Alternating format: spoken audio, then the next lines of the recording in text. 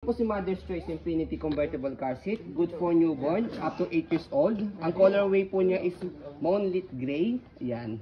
Okay? Moonlit Gray. Okay, so imported mold pulad from Australia, never been used. As you can see, meron po siyang kasamang box. Wala po siyang issue or damage. Okay? Wala rin po siyang sira. Ayan. Complete So, with insert. ang kinagandahan sa kanya, meron po siyang air protect. Ito po, sa ulo. Yan. So, you can see rito. 10 position headrest. Dito po yung ina-adjust. 1, 2, 3, hanggang 10 po yan. Ito po yung pinakamataas. Pagka toddler na si baby, pagka 8 years old na po siya. Okay? So, 3 position reclining. Mamaya dito, ina-adjust po natin yan. And then, rearward facing approximately 30 months. Okay? So, ito po yung details po niya 1 by 1. Okay? So, ganyan po siya kapag naka-toddler. Umpisahan po muna natin sa newborn. Pe-press nyo po itong kulay pula sa ilalim pagka gusto nyo po siya i-adjust for reclining. So pag newborn, as you can see, ayan, higang-higa po siya. Comfortable i-baby po ito dahil meron siyang headrest sa sa head, and then meron din po siya sa body. Ayan. Okay? So next, pangalawa, pangatlo, ayan, and then pang-apat, yung upong-upo. Ayan, pagka-toddler na si baby. Okay? So, a-adjust nyo lang po dito sa kulay pula. Depende po sa laki ni baby. Ayan. Okay? Automatic lock naman po yan. So, itong headrest niya, saka ito pong body, kapag malaki na si baby, pagka sobrang sikip na sa kanya, pwede nyo na po yung tanggalin para comfortable si baby. Okay? So, next is, pagka harness pad yun naman po, ito, kompleto yan. Pati po yung lock. Adjust na natin. Yan. Okay? So, ayan. So, kapag naman po lulus po ninyo itong harness, sisikipan nyo po siya, hatakin nyo na po ito. Yan.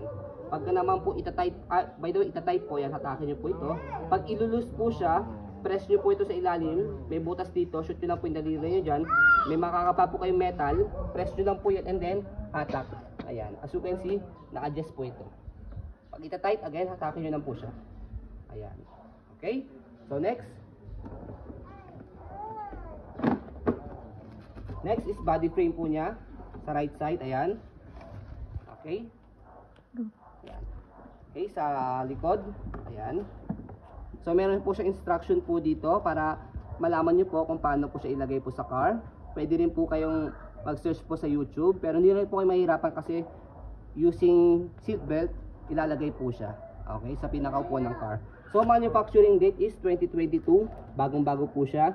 Ayan. So, tip po namin sa inyo, sa mga hindi po nakakaalam, may expiration po si car seat. Ayan. Sa ganitong car seat po, ang expiration po niya is 10 years po. Kaya matagal nyo pa po siya magagamit. Ayan. So, body frame sa kabila. Ayan.